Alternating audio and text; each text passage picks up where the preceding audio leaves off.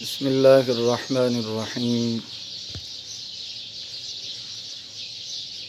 نحمدہ و نصلی علی رسولہ الکریم وعلی آلہ و اصحابہ اجمعین۔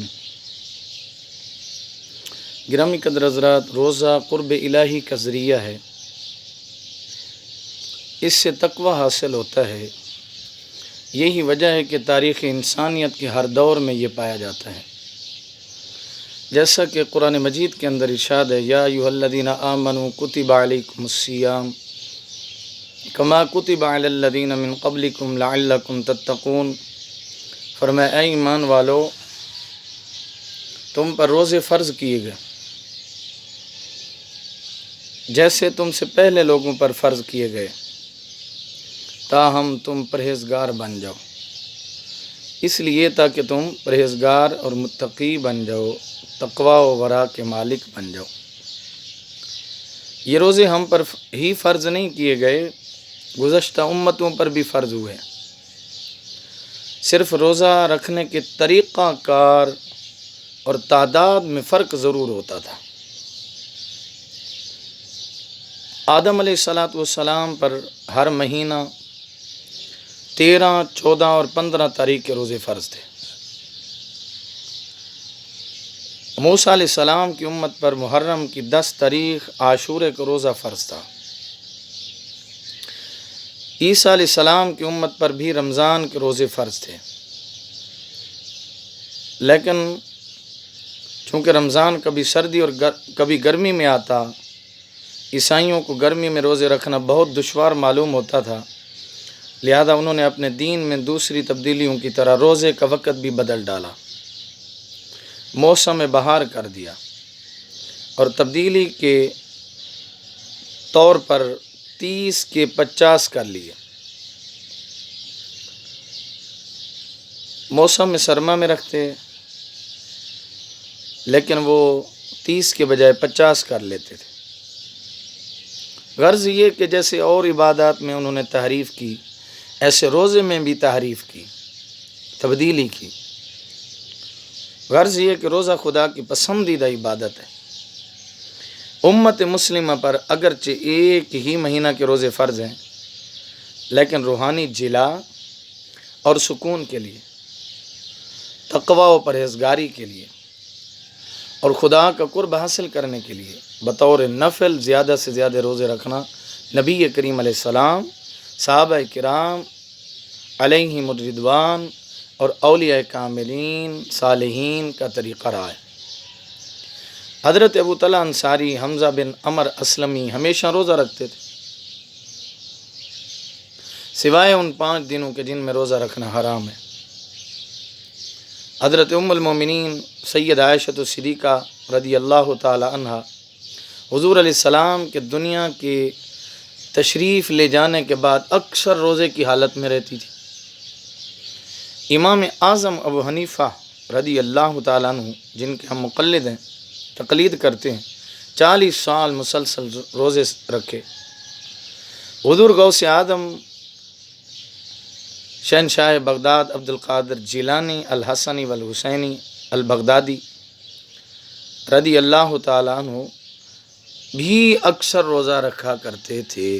تمام ہی اولیاء و صالحین بکثرت نفلی روزے رکھتے تھے، اور اللہ کے نیک بندے آج بھی رکھتے ہیں۔ نفلی روزے کے متعلق نبی کریم علیہ السلام کا ایک ارشاد ہے، جس کو حضرت ابو سعید خدری رضی اللہ تعالیٰ عنہ نے ہم تک پہنچایا کہ حضور علیہ السلام نے فرمایا، جو اللہ کے لیے ایک دن کا روزہ رکھے تو اللہ تعالیٰ اس کو 70 سال جہنم کی آگ سے دور کر دے گا۔ صحیحین کے اندر حدیث موجود ہے اور شیخین نے اس کو روایت کی ہے، متفق علیہ حدیث ہے۔ کس قدر خوش نصیب ہیں وہ لوگ جو رمضان المبارک کے فرض روزوں کے علاوہ سال میں، مہینوں میں نفلی روزے بھی رکھتے ہیں۔ اگر اللہ قبول کرے تو یقیناً انہیں جہنم کی ہوا بھی نہ لگے گی۔ اس حدیث کے مطابق اللہ جو لوگ روزے رکھتے ہیں قبول کرے تو ایسے لوگوں کو جہنم کی ہوا تک بھی نہیں لگے گی۔ رمضان شریف کے بعد 11 مہینے جب چاہیں نفلی روزے رکھ سکتے. سال میں صرف 5 دن ہیں جن میں روزہ رکھنا حرام ہے. نبی پاک علیہ السلام نے فرمایا عید بقر عید کے 2 دن روزہ جائز نہیں، اور ایام تشریق فرمایا تشریق کے دن کھانے پینے اور اللہ کا ذکر کرنے کے ہیں.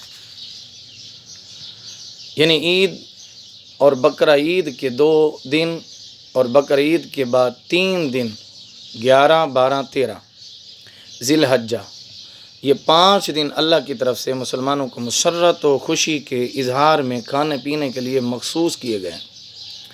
گویا یہ اللہ کی طرف سے بندوں کی دعوت ہے. ان دنوں کا روزہ رکھنا خدا کی دعوت کو قبول کرنے سے انکار کرنا ہے. لہذا ان 5 دنوں کے روزے ناجائز کر دیے گئے.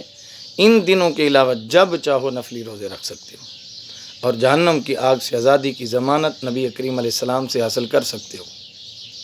لیکن کسی نفلی عبادت میں اتنی زیادتی کی اجازت نہیں کہ جس سے بیوی بچوں کو اور دوسرے حق والوں کی حق تلفی ہو یا دنیا کی دوسری ذمہ داریاں پوری نہ ہو سکیں. جیسا کہ حضور علیہ السلام کے ارشاد سے واضح ہوتا ہے. حضرت عبداللہ ابن عمر رضی اللہ تعالیٰ عنہ بیان کرتے ہیں کہ نبی کریم علیہ السلام نے مجھ سے فرمایا کہ مجھے معلوم ہوا ہے کہ تم 5 دن کے علاوہ پورے سال روزہ رکھتے ہو اور ہمیشہ ساری رات عبادت کرتے رہتے ہو. میں نے عرض کی یا رسول اللہ ایسا ہی ہے. آپ علیہ السلام نے فرمایا ایسا مت کرو، روزہ بھی رکھو، افطار بھی کرو، رات کو عبادت بھی کرو اور سوو بھی صحیح، کیونکہ تم پر تمہارے جسم کا بھی حق ہے، تم پر تمہاری آنکھوں کا بھی حق ہے، تم پر تمہاری بیوی کا بھی حق ہے، تم پر تمہارے ملاقاتی کا بھی حق ہے. جس نے عمر بھر روزے رکھے اس نے روزے رکھے ہی نہیں، ہر مہینے 3 روزے رکھے اور ہر مہینہ ایک قرآن ختم کرو. میں نے عرض کیا میں اس سے زیادہ کی طاقت رکھتا ہوں. فرمایا تو تم بہترین روزے یعنی صوم میں داؤد رکھو، 1 روزہ رکھو اور 1 دن افطار کرو، اور 1 رات میں 1 قرآن ختم. حضور علیہ السلام نے منع فرمایا 7 راتوں میں قرآن ختم کرو، اس سے زیادہ نہ کرو. حدیث سے واضح ہو گیا کہ نفلی عبادت میں اتنی زیادتی جائز نہیں کہ حق والوں کی حق تلفی ہو اور ذمہ داریاں پوری نہ ہو سکیں. ہاں، تمام حقوق کی ادائیگی اور ذمہ داریاں پوری کرنے کے ساتھ جتنی چاہو نفلی عبادت کرو. اگر مہینہ کے 3 روزے ہر مہینہ پابندی سے رکھے جائیں، جیسا کہ حضور علیہ السلام عمر بھر کے روزوں کے برابر حضور علیہ السلام نے فرمایا ثواب ہوگا. یہ 3 روزے ہر مہینہ کی 13، 14 اور 15 تاریخ کو رکھے جائیں گے. نبی پاک علیہ السلام نے حضرت ابو ذر کو بتایا، فرمایا جب تم مہینہ کے روزے رکھو تو 13ویں، 14ویں اور 15ویں تاریخ کے رکھو. صوم داؤد یعنی 1 دن روزہ رکھنا اور 1 دن افطار کرنا. مسلسل روزے رکھنے سے افضل ہے 1 دن روزہ رکھنا اور 1 دن جو ہے نا افطار کرنا. آقا علیہ السلام نے فرمایا یہ مسلسل روزہ رکھنے سے افضل ہے.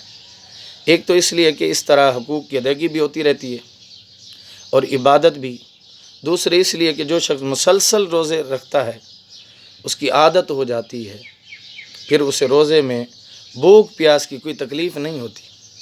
حالانکہ روزے کا ثواب تو اس تکلیف کے احساس سے ہی ملتا ہے. اکثر اولیاء کرام اور صالحین اسی طرح روزہ رکھتے ہیں، 1 دن رکھا اور 1 دن چھوڑ دیا، 1 دن رکھا 1 دن چھوڑ دیا. حضور نے فرمایا یہ صوم داؤدی ہیں. حضرت عبداللہ ابن مسعود رضی اللہ تعالیٰ عنہ کی ایک روایت سے ثابت ہے کہ حضور علیہ السلام نے فرمایا ہر مہینہ پہلی 3 تاریخوں میں روزہ رکھتے تھے اور بہت کم جمعہ کے دن افطار کرتے تھے. یعنی اگر ہر مہینہ پہلی، دوسری اور تیسری تاریخ کو بھی روزہ رکھا جائے تب بھی ساری عمر کے روزوں کا ثواب ملے گا. جمعہ کے دن روزہ رکھنا بھی ثواب کا ذریعہ ہے. عوام میں یہ غلط مشہور ہے کہ جمعہ کے دن نفلی روزہ رکھنا ممنوع ہے. بہرحال نفلی روزہ رکھنا تقوی و پرہیزگاری کا ذریعہ ہے، اس سے خدا کا قرب حاصل ہوتا ہے، روح کو جلا اور سکون میسر ہوتا ہے، جسم کو صحت کے لیے بے حد مفید ہے۔ اللہ تعالی عمل کی توفیق دے اور قبول کرے، آمین آمین بجاہ سید المرسلین وصلی اللہ تعالی علی خیر خلقہ محمد و آلہ و اصحابہ اجمعین اجمعین اجمعین برحمتک یا ارحم الراحمین۔